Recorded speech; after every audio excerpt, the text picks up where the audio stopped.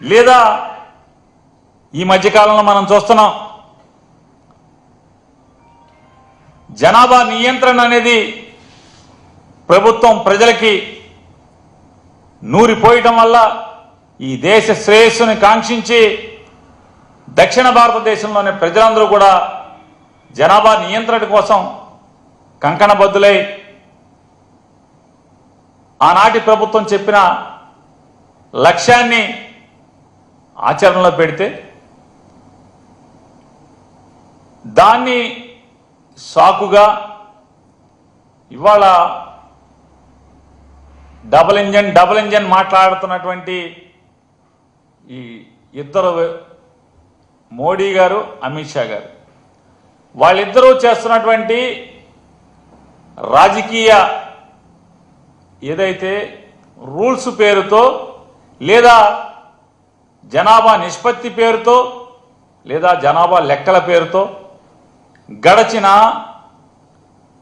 40-50 సంవత్సరాలుగా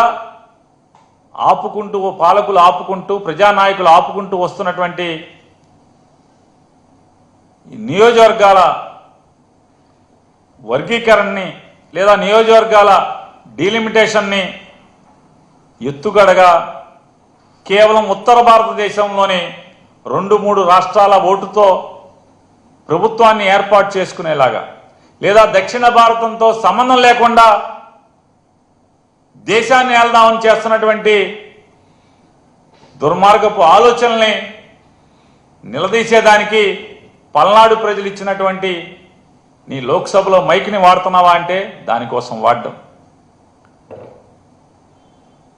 నీ ప్రాంతం కోసం లేదా పల్నాడులో ఉన్నటువంటి వెనుకబాటుతనం గురించి లేదా పల్నాడులో ఉన్నటువంటి నీటి ఎద్దడి గురించి ఎప్పుడన్నా మాట్లాడతావా అంటే పల్నాడు ప్రజలు ఇచ్చిన ఆ మైకుని దానికోసం వాడవు,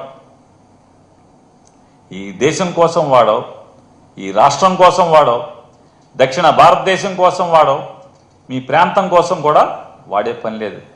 కేవలం చంద్రబాబు ఏ కట్టుకథ చెప్తే ఎటువంటి విషం చిమ్మమని చెప్తే ఆ విషం చిమ్మేటువంటి ఈ చిలక పలుకుల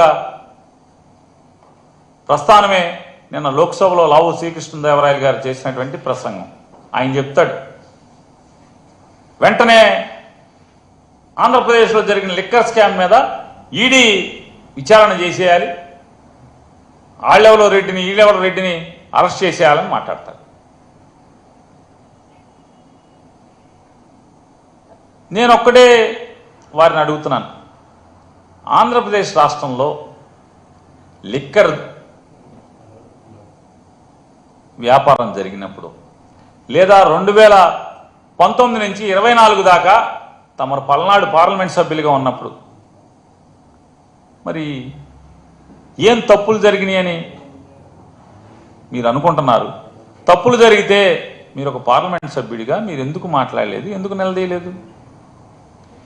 లేదా 2019-24కి జరిగినటువంటి ఈ రాష్ట్రంలో జరిగినటువంటి లిక్కర్ బిజినెస్ లేదా 2024 నుంచి 25 వరకు జరిగిన లిక్కర్ బిజినెస్ చూసుకుంటే ఇదా స్కామ్? అదా చంద్రబాబు నాయుడు ప్రభుత్వం మీ కూటమి ప్రభుత్వం అందా లిక్కర్ స్కామ్? లేదా ఆ రోజుదా 2014 నుంచి 19 దాకా ఉన్నటువంటి అంటే డిస్టిలరీస్కి ఇచ్చేటువంటి ప్రభుత్వం ఇచ్చేటువంటి రేట్ ఎంత? 2019 నుంచి 2024 దాకా జగన్మోహన్ రెడ్డి గారి ప్రభుత్వంలో డిస్టిలరీలకి ఎవరైతే మద్యం తయారీదారులకు ఉన్నారో వారికి చెల్లించిన రేట్ ఎంత? ఇవాళ చెల్లిస్తున్న రేట్ ఎంత? ఇవాళ మొత్తం షాపులన్నీ కూడా ఏ రకంగా లిక్కర్ షాపులన్నీ కూడా ఏ రకంగా అడ్డగోలుగా తెలుగుదేశం నాయకులందరూ కూడా ఏ రకంగా చెరబట్టారు. నాడు ద్రౌపదిని ఏ రకంగా మయసభలో లేదా ఆ రోజు ఉన్నటువంటి సభలో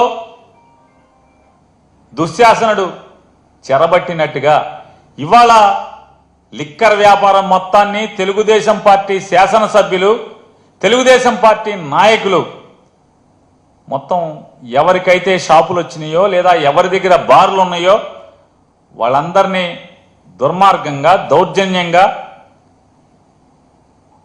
లేదా కిరాతకంగా పోలీసుల్ని ప్రయోగించి షాపులు లోపరుచుకోవటం, లేదా రూపాయి పెట్టుబడి లేకుండా నాకు ₹10 వాటా ఇవ్వాలి, పావలా వాటా ఇవ్వాలని చెప్పని పీక మీద కత్తి పెట్టడం,